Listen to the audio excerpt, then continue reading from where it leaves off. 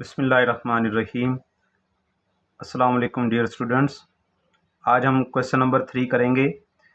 Question number 3 है prove that conjugate of complex number is equal to complex number if complex number is real.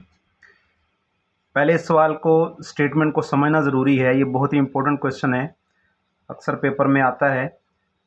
इसको कैसे समझा जाए, इसको आप इस तरीके से समझें। फॉर एग्ज़ाम्पल आपके पास एक कम्प्लेक्स नंबर है z is equal to A plus iota B. इसी का अगर हम कॉन्जुगेट ले लें तो वो होगा ए माइनस आयोटा बी। ठीक है, तो ये कम्प्लेक्स नंबर और उसका कॉन्जुगेट आप देख रहे हैं कि कभी भी बराबर नहीं हो सकते। तो इसकी एक ही सूरत है, जो स्टेटमेंट में हमें क्वेश्चन दिया गया है वो कहता है कि प्रूव ये करना है कि कॉन्जुगेट अपने कम्प्लेक्स नंबर के इक्वल है। लेकिन ऐसा कब होगा? उस वक्त होगा कि अगर जो कम्प्लेक्स नंबर है वो रियल हो, उसमें इमेजिनरी पार्ट ना हो। तो इसको मैं आपको सिंपली समझाने की कोशिश कर रहा हूँ। पहले इसको समझ लें। अगर मैं ऐसा करता हूँ कि इसको मैं ऐसे लिख दूँ ए प्लस आयोटा ज़ीरो, मतलब मैंने बी को इमेजिनरी पार्ट को ज़ीरो ले लिया है। तो इसी तरह इसका जो मैं कॉन्जुगेट लूँगा उसको भी ऐसे ही, इसी का कॉन्जुगेट मैं क्या लूँगा, ए माइनस आयोटा ज़ीरो। तो आप अगर इसको सिंप्लीफाई करें, ज़ीरो आयोटा मतलब ये सारा पार्ट ज़ीरो हो जाएगा, इमेजिनरी पार्ट यहाँ पर ख़त्म हो जाएगा, तो ये एक इक्वल आ गया। इसको देखें, ज़ीरो आयोटा, तो इसका भी जो कॉन्जुगेट है उसका भी इमेजिनरी पार्ट ज़ीरो हो गया, तो ये भी एक इक्वल आ गया।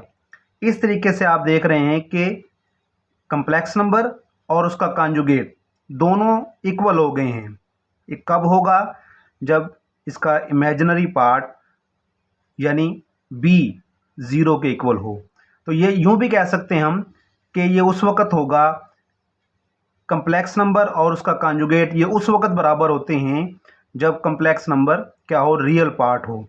ये आप देखते हैं, आपको पता है कि कम्प्लेक्स नंबर का रियल पार्ट ए है। ठीक है, अगर कम्प्लेक्स नंबर हमारा रियल पार्ट है उस वक्त, तो उसका कम्प्लेक्स उसका कॉन्जुगेट भी क्या होगा, वो भी रियल ही होगा। इस लिहाज से दोनों इक्वल हो जाएंगे। तो इसको हम जो हमने पेपर के लिहाज से पॉइंट ऑफ व्यू से इसको सॉल्व करना है वो कुछ इस तरह से होगा। आपने क्या करना है, सबसे पहले आपने ये बात सपोज करनी है, जो चीज़ हमने प्रूव करनी है z का conjugate is equal to z। ठीक है, इसमें दो बातें होंगी। कहता है दो तरीके से इसको साबित करें। एक तो ये कि अगर z का कॉन्जुगेट कम्प्लेक्स नंबर का कॉन्जुगेट बराबर है कम्प्लेक्स नंबर के, अगर कम्प्लेक्स नंबर रियल हो। फिर इसका उलट ये प्रूव करें कि कम्प्लेक्स नंबर रियल है अगर कॉन्जुगेट और कम्प्लेक्स नंबर बराबर हों। तो ये दो तरह की इसकी स्टेटमेंट बनती है। अगर मैं इसको छोटा सा करके लिखना चाहूँ तो हमने क्या क्या साबित करना है, इसमें प्रूव क्या क्या करना है कि वो हमने ये करना है कि कम्प्लेक्स नंबर अपने कॉन्जुगेट के बराबर है। वो कब होगा? अगर कम्प्लेक्स नंबर क्या हो, रियल हो। दूसरी बात वो ये होगी कि कम्प्लेक्स नंबर रियल है, ये साबित करें, प्रूव करें। इफ़ ऐसा कब होगा? अगर कम्प्लेक्स नंबर अपने कॉन्जुगेट के बराबर हो। तो ये चीज़ दोनों हमने इसको प्रूव करना है। ठीक है, अब इसको थ्योरेटिकली प्रूव करते हैं। हमने सपोज किया है कि लेट जो हमारा कम्प्लेक्स नंबर है वो a प्लस आयोटा बी है और उसका कॉन्जुगेट वो भी, उसका कॉन्जुगेट लेंगे तो वो क्या आएगा, a माइनस आयोटा बी। ठीक है, अब क्योंकि हमने पहले स्टेटमेंट में ये प्रूव करना है कि कॉन्जुगेट अपने कम्प्लेक्स नंबर के बराबर है, तो इसी को हम सपोज कर लेते हैं। हमने फ़र्ज़ कर लिया कि चलो ऐसा है कि कम्प्लेक्स नंबर अपने कॉन्जुगेट के बराबर है। तो अब हमने ये प्रूव करना है कि ये जो कम्प्लेक्स नंबर है वो सिर्फ रियल है। ठीक है, तो उसके लिए हम क्या करेंगे, कम्प्लेक्स नंबर का जो कॉन्जुगेट है वो क्या है, a minus iota B equal to, और कम्प्लेक्स नंबर खुद क्या है, ए प्लस योटा बी। ठीक है, अब हम क्या करेंगे, दोनों iota B minus iota B को भी आप इस तरफ ले आएँ और ए को भी इस तरफ ले आएँ, या इनको इधर ले आएँ। ठीक है, किसी तरह भी किया जा सकता है। तो ए प्लस योटा बी, ए को जब मैं इधर लाऊंगा तो माइनस ए हो जाएगा, माइनस योटा बी इधर आके प्लस योटा बी हो जाएगा, इधर जीरो हो जाएगा। यहाँ पर ए और माइनस ए कैंसिल आउट हो जाएंगे। 1 iota B plus 1 iota B, 2 iota B हो जाएगा इक्वल टू 0।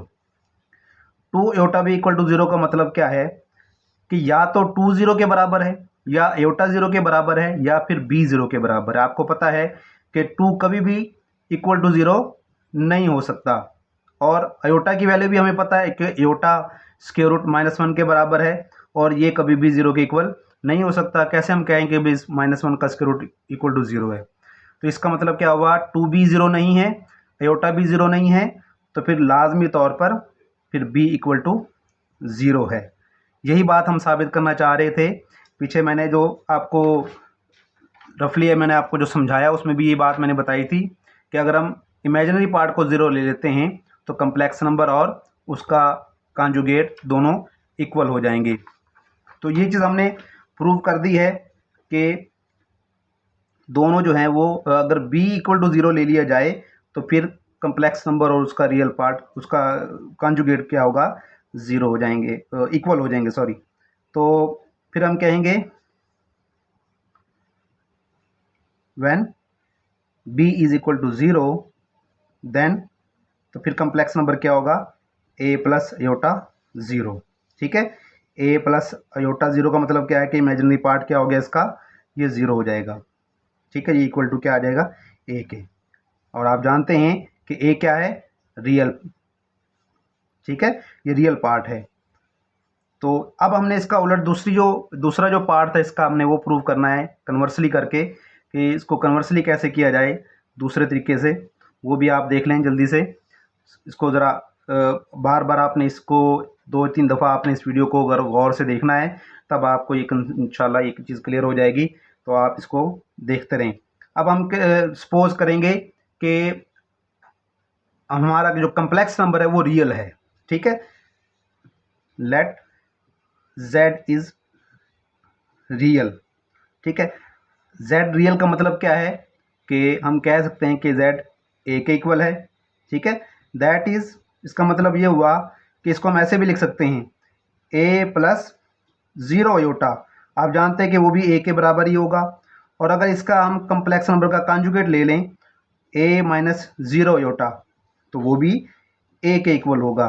तो यहाँ से ये बात साबित होती है कि z का कॉन्जुगेट अपने कम्प्लेक्स नंबर के बराबर है। थस ये इस तरीके से ये प्रूव हो गया जो क्वेश्चन हमने शुरू किया था। ठीक है, उम्मीद है कि आपको समझ आ गई होगी, और जिसको ना समझ आए वो कमेंट में अपना क्वेश्चन पूछ सकता है। कोशिश करें कि इस वीडियो को 2-3 दफ़ा लाजमी देखें ताकि आपको ये क्वेश्चन क्लियर हो जाए। ये बहुत इंपॉर्टेंट क्वेश्चन है, और लाजमी तौर पर आप वीडियो को शेयर भी करें, उसको सब्सक्राइब भी करें चैनल को, और दुआ में याद रखें। अल्लाह सबका निगहबान। अल्लाह हाफिज़।